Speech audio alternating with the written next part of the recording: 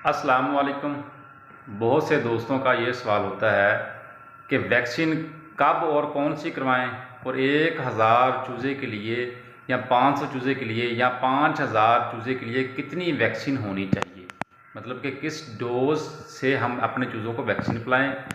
और शुरू से लेकर एंड तक जो हम मेडिसिन का कोर्स वगैरह कराते हैं या आम रूटीन में मेडिसिन हम उसको चलाते हैं, वो कौन कौन सी जो ज़रूरी मेडिसिन है वो आपके साथ शेयर करता हूँ आज मैं।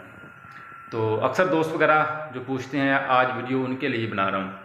तो सबसे पहले तो जब आप चूज़ा रिसीव करते हैं तो आपने 4 दिन पर आपने NDIB की अपने बर्ड को वैक्सीन जो है पानी में पिलानी है। और आपको सादा और आसान अल्फाज में बता दूं या समझा दूं कि अगर आपके पास 1000 चूज़ा है तो 1000 डोज जो छोटी वाइल जैसे कि आप स्क्रीन पर देख रहे हैं इस तरह की वाइल होगी, वो 1000 चूज़े के लिए आप 1000 डोज की वाइल वेटरनरी स्टोर से भी ले सकते हैं, 500 डोज की भी ले सकते हैं। तो वो आपने 1000 चूज़े के लिए 1000 डोज जो है अपने चूज़े को देनी है। अगर आपके पास 500 है तो 500 डोज आपने अपने चूज़े को देनी है।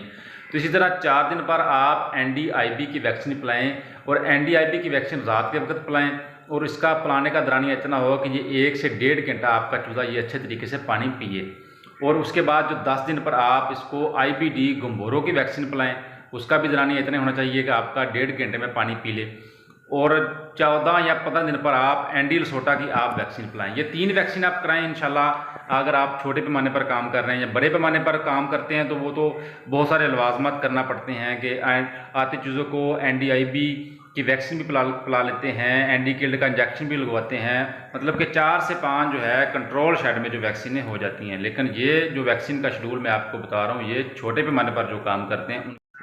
अब हम बात करते हैं कि जो हमने मेडिसिन का शेड्यूल अपनाना है कि आपके चूज़े में कोई भी फ्लाक के दौरान मसला या परेशानी ना हो।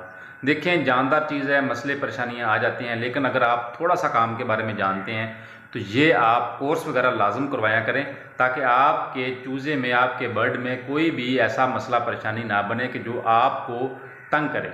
जी हाँ, सबसे पहले जब आप चूज़ा रिसीव करते हैं तो 8 घंटे आपने ORS या इलेक्ट्रोलाइट का पानी देना है। 8 घंटे के बाद आपने इसको 12-12 घंटे 3 दिन का रात को कोर्स करवाना है एंड्रो प्लस कोलेस्टीन। एंड्रो प्लस कोलेस्टीन का किरदार क्या होता है, ये आपके चूज़े में, आपके चूज़े के बर्ड के अंदर से जो बैक्टीरिया मसले सेल होते हैं जैसा कि साल्मोनेला, इकोलाई, माइकोप्लाज्मा, या वो हैचरी से अंडे से कोई भी अगर मुतअद्दी खांसी वगैरह कोई बीमारी वगैरह लेकर आता है तो ये कोर्स आपके बर्ड को तंदुरुस्त कर देगा इंशाल्लाह।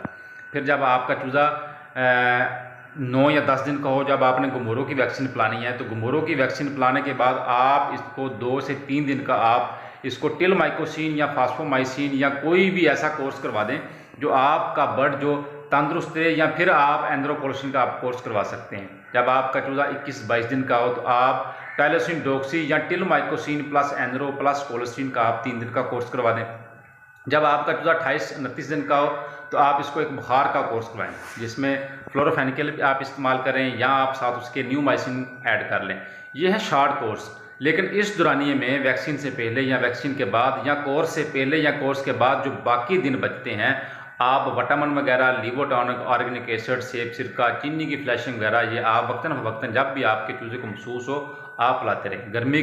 गर्मियों में कोशिश करें, दिन के वक्त मौसम गर्म होता है, चूज़ा हाँफने लगता है, गर्मी की शिद्दत से बचाने के लिए आप बर्ड को ORS, electrolyte, vitamin C, vitamin E का आप वक्तन फ़वक्तन आप लाजम इस्तेमाल करवाते रहें। जब आप सारे इस तरह आप कोर्स वगैरह या तरतीब से आप चलेंगे तो इंशाल्लाह आपका बर्ड जो है बिल्कुल तंदुरुस्त और एक्टिव तैयार होगा। बाकी मसले मसाइल आ जाते हैं, जब मसले मसाइल आते हैं तो फिर मेडिसिन, टाइम, हर चीज़ चेंज हो जाती है। तो पहले काम को सीखें, समझें, माहौल को समझें। इंशाल्लाह मेरे इस चैनल पर आपको बहुत सारी ऐसी वीडियोज़ मिल जाएंगी, मुझसे रब्ता करें, इंशाल्लाह मैं आपको समझा दूँगा। अस्सलाम वालेकुम।